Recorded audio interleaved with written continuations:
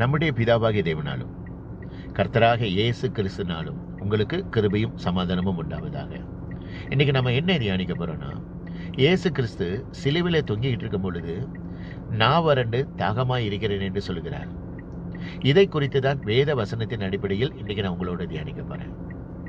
இயேசு கிறிஸ்துவை சிலுவையில் அறைவதற்கு முன்பாக அவர் சமரிய பொன்னிடம் பார்த்து சொல்லுகிறாரு, நான் கொடுக்கும் தண்ணீரை குடிக்கிறவனுக்கு ஒரு காலம் தாகம் அடையாது என்று சொன்னவருக்கு இன்னைக்கு சிலுவையில நான் வறண்டு தாகமாய் இருக்கிறேன் என்று சொல்றாரு.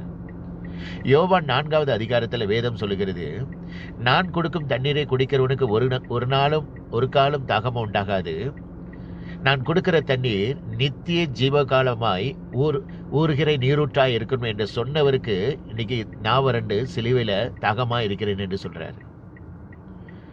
சிலுவையில அறைவதற்கு முந்தின நாள் ராத்திரியில கெத்செமனே தோட்டத்துல இரத்த வியர்வை சிந்தி ஜெபிக்கிறாரு.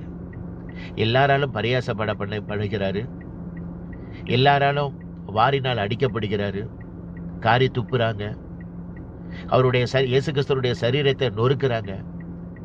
சிலுவையில எந்த அளவுக்கு சித்திரவதை பண்ணணுமோ அந்த அளவுக்கு அவரை சித்திரவதை பண்றாங்க. அவர் நான் வறண்டு தாகமா இருக்கும் பொழுது மயக்க காடியை கொடுக்கறாங்க, அதை அவர் வாங்க மறுக்கிறாரு. எல்லாவற்றையும் தன்னுடைய சுய நினைவோடு எல்லா வேதனைகளையும் சிலுவிலே சகிக்கிறார். எதற்காக சகிக்கிறாரு? நீங்களும் நானும் தாகமா இராதபடிக்கு அவர் தாகமானார். இந்த சத்தியத்தை நல்லா தெரிந்து கொள்ளுங்க. நீங்களும் நானும் தாகமா இராதபடிக்கு அவர் சிலுவிலே தாகமானார். சகரியா 13வது அதிகாரத்தில் வேதம் சொல்லுகிறது, பாவத்தையும் அழுக்கையும் நீக்குவதற்கு தாவீதின் குடும்பத்தாருக்கும் எருசலேமின் குடிகளுக்கும் ஒரு திறவுண்ட ஒரு ஊற்று உண்டானது. அந்த ஊற்று தான் இந்த சிலுவையில் பாடுபட்ட அந்த இயேசு கிறிஸ்து. மேய்ப்பன் அடிக்கப்படுகிறார், ஆனா அவர் மந்தை விட்டு ஓடவில்லை. இன்னைக்கு அநேக ஜனங்கள் உலகத்துல பணத்தினால எதையும் சம்பாதிச்சுக்கலாம், பணத்தினால சந்தோஷத்தையும் சமாதானத்தை பெற்றுக்கொள்ளலான்னு சொல்லி பணத்துக்கு பின்னாடி போகிறாங்க. ஆனா அவங்களுக்கு சந்தோஷமும் இல்லை, சமாதானமும் இல்லை.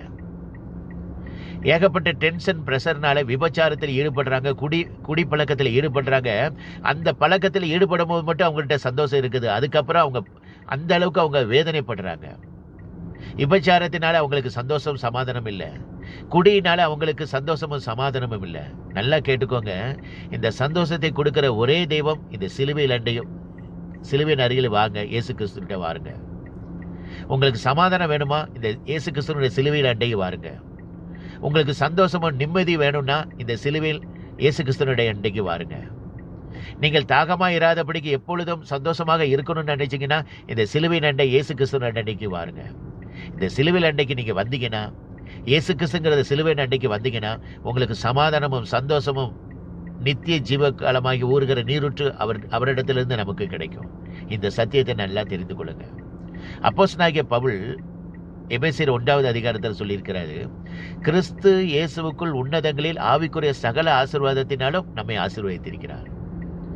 பிலிப்பியர் 4வது அதிகாரத்தில் வேதம் சொல்லுகிறது, நம்முடைய தேவன் தம்முடைய ஐஸ்வர்யத்தின்படி உங்களுடைய குறைவுகளை எல்லாம் கிறிஸ்து இயேசுக்குள் நிறைவாக்குவார். அதனால ஏற்கனவே நீங்களும் நானும் தாகம் இராதபடிக்கு அவர் ஏற்கனவே தாகமாக்கினார். அதனால அவரை மேன்மேலும் சிலுவையில் அறைந்து விடாதபடிக்கு சத்திய வேத வசனத்தை நன்றாக தியானித்து அதன்படி நடந்து பரிசுத்தத்தை காத்துக்கொண்டு பிதானுடைய சித்தத்தின்படி நடக்கிறவன் தான் பரலோக ராஜ்யத்தில் பிரவேசிக்க முடியும். தினந்தோறும் அதிகாலையில் ஜெபம் பண்ணுங்க, வேதத்தை தியானிங்க, எப்பொழுதும் துதித்து கொண்டே இருங்க. கர்த்தர் உங்களை ஆசீர்வதிப்பாராக.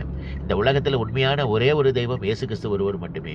இயேசு கிறிஸ்து சீக்கிரத்தில் வரப்போகிறார். உங்கள் பாவத்தை விட்டு மனம் திரும்புங்கள், பரலோக ராஜ்யம் சமீபத்திருக்கிறது. கர்த்தருக்கே மகிமை உண்டாவதாக. ஆமேன். அல்லேலூயா.